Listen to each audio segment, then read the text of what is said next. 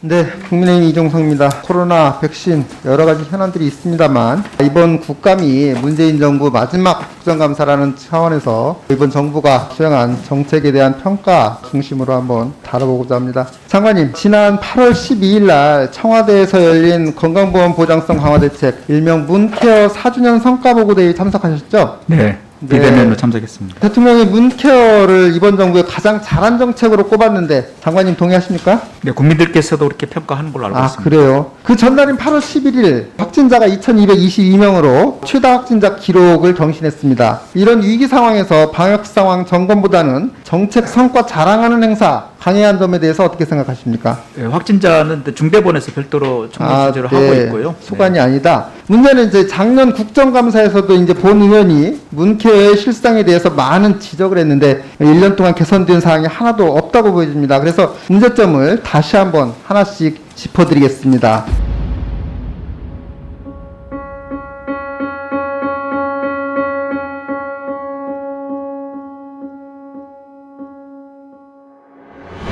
자, 첫 번째, 중증 희귀질환 보장. 자, 문재인 대통령 17년 8월에 문케어 발표하면서 당시 서울 성모병원 찾아가서 중증 희귀질환을 앓고 있는 어린이들 만나서 병원비 걱정 없애주겠다고 약속했습니다. 대표적으로 당시 5살이던 유다인 양 만나가지고 약속을 했는데 전국에 이제 유다인 양이 앓고 있는 가성 장폐색 환자가 한 20명 정도밖에 안 되는 희귀질환이에요. 근데 4년이 지난 지금 다인이 이제 9살이죠. 현재 그 희귀질환이 보장 대상에 들어가 있습니까? 안 들어가 있죠. 대통령이 직접 만나서 약속한 환자도 이런 상황입니다. 중증 희귀질환 건강보험 보장성 확대가 이외에도 많이 지체가 되고 있는 상황인데 특히 이제 면역 항암제 이 치료약에 대한 접근성이 오히려 이전 정부보다 후퇴되고 있다라고 평가받고 있는데 한번 보시죠. 도표를. 최근 5년간 중증질환 심의위원회에서 건강보험 적용 여부 검토 결과입니다. 등재 건수는 거의 동일합니다. 논의된 약품과 약품 수에 비교하면 등재율은 오히려 절반 수준으로 줄어버렸습니다. 이렇게 정치적 필요를 의식해서 다수의 경증 환자를 우선순위에 놓고 재정을 무차별 투입하다가 보니까 이제 소수의 중증 환자들은 목숨이 달린 치료를 제때 못 받고 경제적 부담 때문에 치료를 포기하는 상황이 발생하는 것입니다. 이 병원비 걱정 없는 든든한 나라 도대체 언제 옵니까? 자, 두 번째, 문케어의 핵심 성과라고 주장하는 3대 비급여 해소입니다. 특징비라고 하는 선택진료비 없앴다고 자랑스럽게 말했지만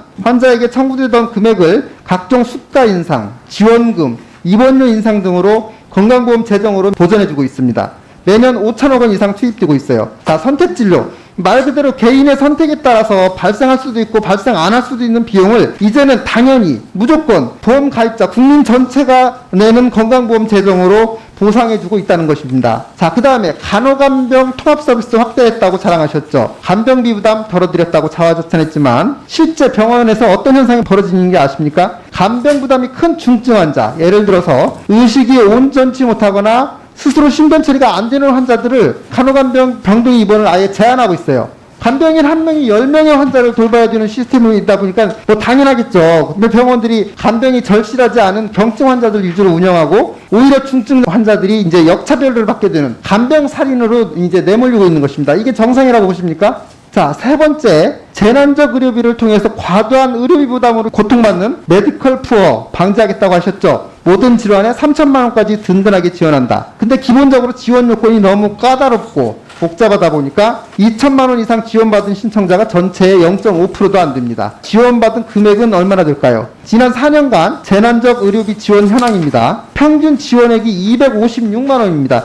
256만 원, 이게 과연 재난적 의료비라는 이름이 무색할 정도입니다. 자, 네 번째로 작년 국감에서 제가 집중적으로 문제 제기한 비급여 항목 풍선 효과입니다. 문케어로 인해 무궁화꽃이 핀 것이 아니라 비급여의 꽃이 피었더라고요. 특히 백내장 수술에 있어서 렌즈 값은 치료 재료값 폭리, 검사비 인상 등 비급여 관리 허점들이 많아가지고 이거 계속 지적했는데 전혀 개선되지 않고 오히려 악화됐어요. 하다못해 이제 대한안과협회 의사들 본인들까지도 이건 좀 너무하지 않느냐라고 자성의 목소리가 나올 정도입니다. 금감면 발표에 따르면은 백내장으로 인한 21년도 실손보험 청구권을 비교해보니까 40, 50대 수술 비중이 전체의 50-60%를 차지하고 있다고 합니다. 불법 사례까지 벌어지고 있어요. 자, 브로커를 통해서 백내장 환자를 모집하고 또 페이백을 지급하고 치료 기간 동안 호텔급 숙식까지 보장하고 있는 이런 불법 행위까지, 말하자면 수술이 필요하지 않은 환자까지 수술대에 눕혀가지고 보험 재정은 누수되고 국민들의 건강까지 위협하는 단계에 이른 것입니다. 또 하나, 특수 의료장비 검사료 급여에 했더니 자, 늘어난 과잉진료 한번 보십시오. 문케어 시행 초기인 17년도와 비교하면 MRI가 2.5배 늘었고 초음파가 3배가량 증가했습니다. 뇌 MRI 검사 급여에 해놓으니까 MRI 검사가 10배가 늘었는데 정작 뇌질환 환자 수는 거의 늘지도 않았어요. 병원마다 지금 MRI 장비 돌리느라고 새벽 3시까지 MRI 장비 돌리고 있답니다. 우리가 이게 복지부에 대해서 이에 대한 의견 물었더니 검사 수혜자가 확대돼서 더 좋은 거 아니냐라는 답변이 왔어요. 이게 문제의식이 있는지나 지금 궁금합니다. 다섯 번째, 이렇게 무차별적 재정 투입에도 국민 체감도가 거의 없다는 것인데요. 자, 보고대회에서 대통령이 3,700만 명의 국민들에게 의료비 9조 2천억 원 절감시켜드렸다고 자랑했습니다. 4년 동안 문케어에 투입된 예산 총 얼마나 드시는지 알고 계세요?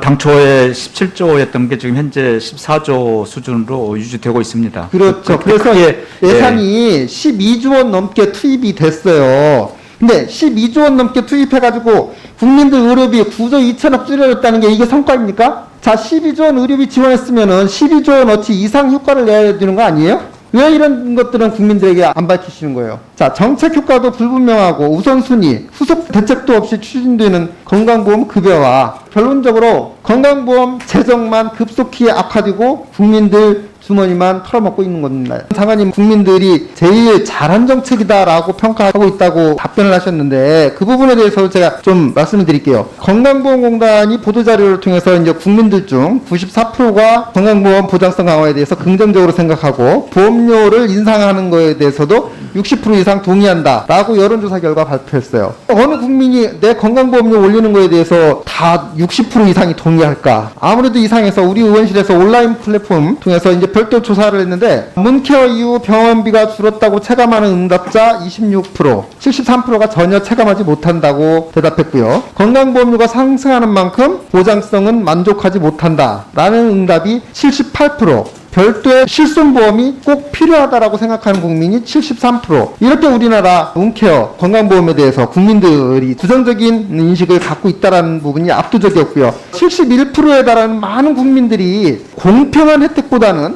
면역 항암제약, 중증질환 치료제, 취약계층 건강관리에 더 중점을 둬야 된다라고 응답을 해서 정말 고맙게도 문케어가 국민들의 의지하고는 정반대로 가고 있다는 것을 확인을 해주셨습니다. 결론적으로 지난 4년 동안 막대한 예산을 쏟아부어서 시행된 문케어가 공정하지도 평등하지도 못하고 정말 건강보험의 재정을 까먹으면서 국민들에게 건강보험료를 인상시키고 온갖 자화자찬으로 생색은 대통령과 정부가 내고 그 뒷감당은 오롯이 국민들에게 전가시키는 그런 평가가 아닌가 싶은데 여기에 대해서 장관님으로서 한번 책임을 인정하고 사과하실 의향이 있으신지.